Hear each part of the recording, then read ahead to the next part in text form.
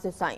देहरादून में आज wild life board की मीटिंग हो रही है, जिसमें सीएम धामी, वन मंत्री Subodh Uniyal, chief wild life warden और प्रमुख सचिव वन भी मौजूद हैं। माना यह जा रहा है कि केदारनाथ और हेमकुंड साहिब में रोपवे की अनुमति मिल सकती है। इसके साथ ही नेशनल हाईवे के लिए जमीन देने संबंधी मामलों पर भी मुहर लग सकती है। साथ ही साथ मीटिंग में जमरानी बांध परियोजना से संबंधित प्रस्ताव आ सकता है, जिसमें 400 हेक्टेयर वन भूमि आ रही है। ये भूमि सिंचाई विभाग हल्द्वानी को ट्रांसफर होनी है। रामनगर में दाबका नदी में 112 हेक्टेयर क्षेत्रफल में और कोसी नदी में 181 हेक्टेयर क्षेत्रफल में अगले 10 वर्षों के लिए वन विकास निगम को खनन की अनुमति का प्रस्ताव है। 3 महत्वपूर्ण रोपवे के लिए भी फॉरेस्ट लैंड ट्रांसफर का प्रस्ताव आ सकता है। सोनप्रयाग से केदारनाथ तक 13 किलोमीटर लंबे प्रस्तावित रोपवे निर्माण में 26 हेक्टेयर फॉरेस्ट लैंड ट्रांसफर होना है, जो केदारनाथ वाइल्ड लाइफ सेंचुरी का हिस्सा है। गोविंद घाट से हेमकुंड साहिब के लिए रुपए 12 किलोमीटर लंबे प्रस्तावित रोपवे के लिए नेशनल पार्क के 27 हेक्टेयर फॉरेस्ट लैंड ट्रांसफर होने हैं। हरिद्वार में हर की पैड़ी से चंडी देवी तक रोपवे बनना है। तो आपको बता दें कि वाइल्ड लाइफ बोर्ड की यह मीटिंग होनी है और कई महत्वपूर्ण प्रस्ताव इस मीटिंग में पास हो सकते हैं, जिसमें कुछ रोपवे भी शामिल हैं। देहरादून में ये मीटिंग चल रही है। सीएम धामी खुद बोर्ड की मीटिंग ले रहे हैं। तमाम अधिकारी इसमें मौजूद हैं। रोपवे को लेकर अहम फैसला हो सकता है। केदारनाथ और हेमकुंड में रोपवे पर फैसला।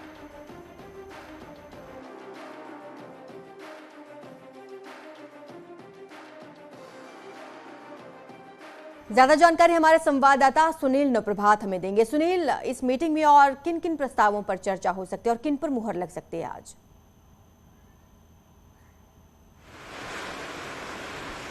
देखिए आरजू, ये बेहद महत्वपूर्ण मीटिंग है, क्योंकि इस मीटिंग में जो प्रस्ताव पास होंगे, इन प्रस्तावों को लेकर नेशनल वाइल्ड लाइफ बोर्ड में जाया जाएगा और नेशनल वाइल्ड लाइफ बोर्ड की मंजूरी के बाद जो तमाम जो बिंदु थे जो हमने गिने अभी, उनको मंजूरी मिल पाएगी। खासकर लखवाड़ बहुउद्देशीय जो परियोजना है, जिसको 69 मंथ के भीतर भीतर कंप्लीट होना है, राज्य सरकार की एक महत्वाकांक्षी ये परियोजना है।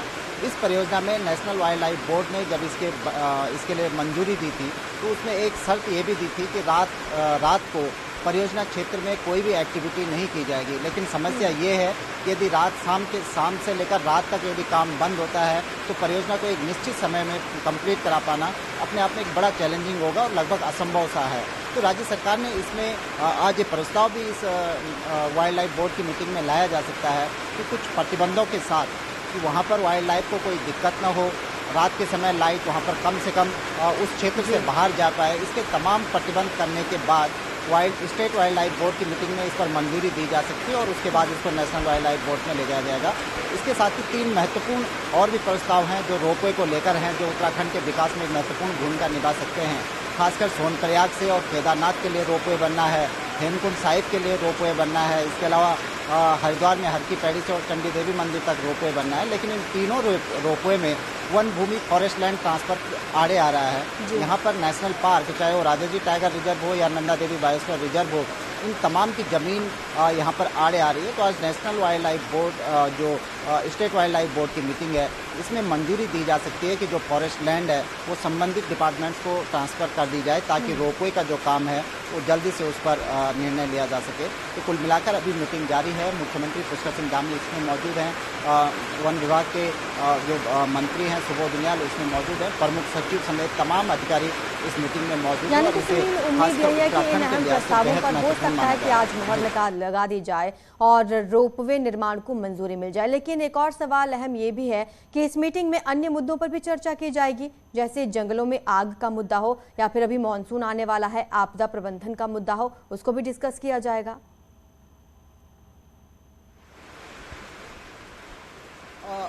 देखिए आरजू, खासकर अगर स्पेशली मैं बात करूं तो इसमें फॉरेस्ट फायर से संबंधित कोई मुद्दा नहीं आने वाला है। लेकिन फॉरेस्ट एरिया में जो नदियां हैं, जहां पर खनन आवश्यक हो जाता है, उन नदियों के प्रस्ताव इसमें है। जैसे दाबका में खनन का प्रस्ताव इसमें है कि दाबका में खनन की अनुमति दी जाए अगले 10 सालों के लिए, कोसी नदी में खनन की अनुमति दी जाए। और खनन इससे करीब जो इसके पक्ष में जो बातें रखी गई हैं कि दाबका में अगर खनन की अनुमति मिलती है तो 2000 लोगों को, 2000 श्रमिकों को सीधे तौर पर रोजगार मिलेगा और सरकार को भी राजस्व की एक बड़े पैमाने पर वहाँ पर सरकार को आय होगी। यानी कि सुनील, आज अगर ये प्रस्ताव मंजूर हो जाते हैं तो उत्तराखंड को बड़ी सौगात मिलेगी। शुक्रिया आपका इस तमाम जानकारी के लिए।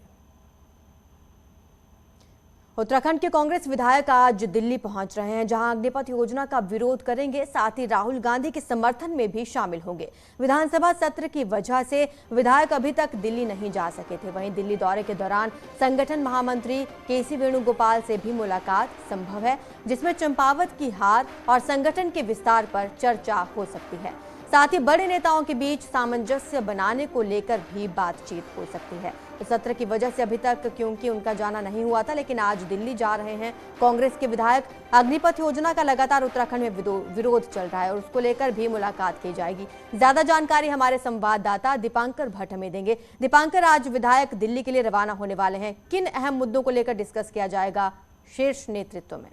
बिल्कुल, 19 विधायक कांग्रेस के उत्तराखंड में हैं। कुछ विधायक दिल्ली पहुंच भी चुके हैं, कुछ विधायक अभी दिल्ली उत्तराखंड से रवाना हो रहे हैं। हमारी कुछ नेताओं से कांग्रेस में बातचीत हुई और सीनियर टॉप जो नेता हैं कांग्रेस से, उनसे बातचीत हुई तो इसमें दोनों बातें हैं। पहली बात तो ये कि अग्निपथ जो स्कीम है उसको लेकर विरोध हो रहा है दिल्ली में, लगातार देश की राजधानी है, तो वहां पर कांग्रेस नेताओं को अलग अलग राज्यों से बुलाया जा रहा है विरोध प्रदर्शन में शामिल होने के लिए। दूसरी बात है कि राहुल गांधी से ईडी की लगातार पूछताछ चल रही है, तो उनके समर्थन जताने के लिए भी कांग्रेस नेता वहां पर पहुंच रहे हैं, क्योंकि अब इस बीच यहाँ पर सत्र था तो तमाम कांग्रेस नेता दिल्ली नहीं जा पाए थे। और दूसरी वजह यह भी है कि उत्तराखंड कांग्रेस में अभी भी चीजें उतनी बेहतर नहीं है जितनी बेहतर होनी चाहिए थी।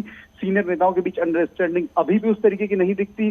तो हो सकता है कि चंपावत की हार और पार्टी के अंदर जो अंदरूनी मनमुटाव है उस मुद्दे को संगठन महामंत्री केसी वेणुगोपाल के सामने कांग्रेस के नेता उठाएं। तो ये तीनों बातें हैं जिसको लेकर कांग्रेस नेता दिल्ली पहुंच रहे हैं। शुक्रिया दीपांकर आपका इस तमाम जानकारी के लिए। उधर हरिद्वार से खबर आ रही है, एक स्टंटबाज युवक को हर की पैड़ी पर सेल्फी लेना भारी पड़ गया। गहरे पानी में सेल्फी लेने के चक्कर में युवक पानी के तेज बहाव में बह गया। हालांकि कुछ दूर बहने पर युवक ने जैसे तैसे पुल के नीचे लटक रहे जंजीर को पकड़ लिया। युवक को बहता देखकर घाट पर नहा रहे दूसरे लोगों ने उसे पानी से बाहर निकाला। अपनी जान बचने पर युवक ने चैन की सांस ली।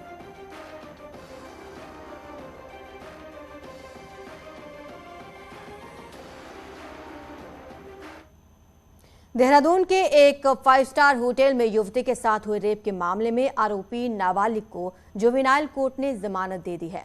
नाबालिग को आज ही उसके परिजनों को सौंप दिया जाएगा। बताया जा रहा है कि मानसिक रूप से अस्वस्थ होने के चलते नाबालिग को जमानत दी गई है। आरोपी के वकील ने जुवेनाइल कोर्ट में पिछले 3 दिनों से उसके 3 सालों से उसके मानसिक रूप से अस्वस्थ होने की दलीलें रखी हुई थी, जिसके बाद से अब उसे जमानत मिल गई है और जुवेनाइल कोर्ट से उसे आज जमानत दे दी जाएगी और उसे परिजनों को सौंप दिया जाएगा।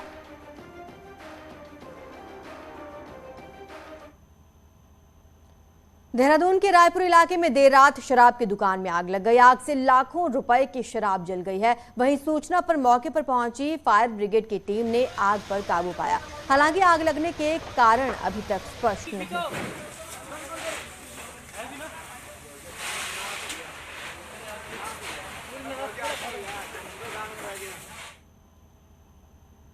राजद्रोह की धारा 124A पर देश की सबसे बड़ी अदालत से रोक के बाद केंद्र सरकार कुछ संशोधन कर सकती है।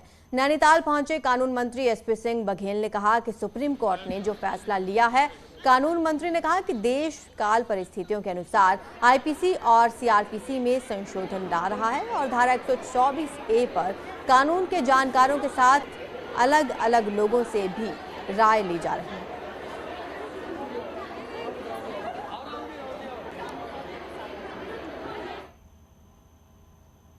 रुद्रपुर पहुंचे यूपी के पूर्व कैबिनेट मंत्री और बीजेपी नेता नरेश अग्रवाल ने बड़ा दावा किया। अग्रवाल ने रामपुर और आजमगढ़ में हो रहे लोकसभा उपचुनाव को लेकर कहा कि दोनों ही सीटों पर बीजेपी अच्छे मार्जिन से जीत दर्ज करेगी और समाजवादी पार्टी की गलतफहमी भी चुनाव के नतीजों से दूर हो जाएगी। साथ ही आजम खान पर तंज कसते हुए कहा कि रामपुर में आजम के कहने पर अब कोई वोट देने वाला नहीं है। आजम पहले अपने पर दर्ज मुकदमों से ही बच लें। वही योगी सरकार की तारीफ करते हुए उन्होंने कहा कि सरकार के कामकाज से जनता खुश है।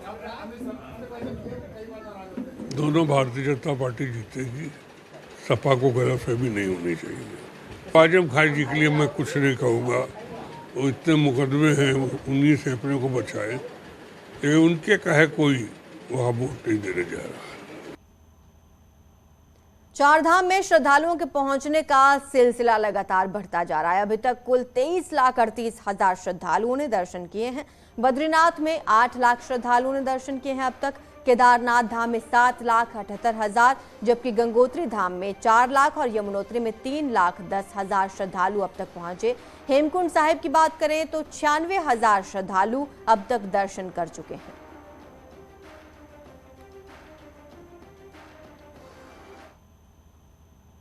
मौसम साफ होते ही और धूप खिलते ही एक बार